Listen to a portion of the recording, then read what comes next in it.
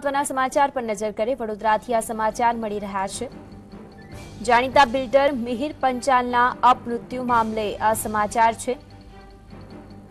જે રીતે એક કારની અંદર તેઓ ગયા હતા અને કાર સળગી ઉઠતા તેમનું મૃત્યુ નિપજ્યું હતું, ત્યારે અકસ્માત કે હત્યાના વિવાદ વચ્ચે વધુ એક વિવાદ સામે આવ્યો છે।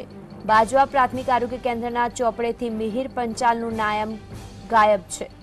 તો જે ચોપડો છે તેમાંથી તેમનું નામ ગાયબ છે। વધુ વાતચીત સંવાદદાતા રૂપેશ સાથે કરીશું। રૂપેશ, શું સમગ્ર વિગત છે આ મામલે?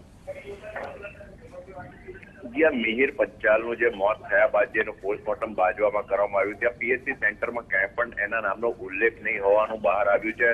ક્યાંક ને ક્યાંક જે હોસ્પિટલની બેદરકારી બહાર આવી રહી છે, એટલે જે સમગ્ર મામલો છે ઘણો ચોંકાવનારો છે કે જે રીતે એન્ટ્રી નથી થઈ તો હવે આ સરકારી ચોપડે એન્ટ્રી કેવી રીતે પડાશે એ બી મહત્વની વાત છે। જો ત્યાં આગળ પીએમ થયું હોય તો એન્ટ્રી કેમ નથી અને નથી તો કોના ઈશારે નથી થઈ, એટલે હાલ હવે પોલીસ માટે પણ વધુ એક કોયડો ગૂંચવાઈ ગયો છે। જી રૂપેશ, આભાર આપનો સમગ્ર માહિતી આપવા માટે। તો જે પીએમમાં નોટ કરવાની હોય છે, તેમનું નામ હોય છે, તે નામ જ ચોપડે આવ્યું નથી, તો શા કારણોસર ચોપડા પર નામ ન આવ્યું તેને લઈને પણ વિવાદ જાગ્યો છે। મહત્વની વાત છે કે થોડા દિવસ અગાઉ તેનું કાર અકસ્માતમાં મૃત્યુ નીપજ્યું છે।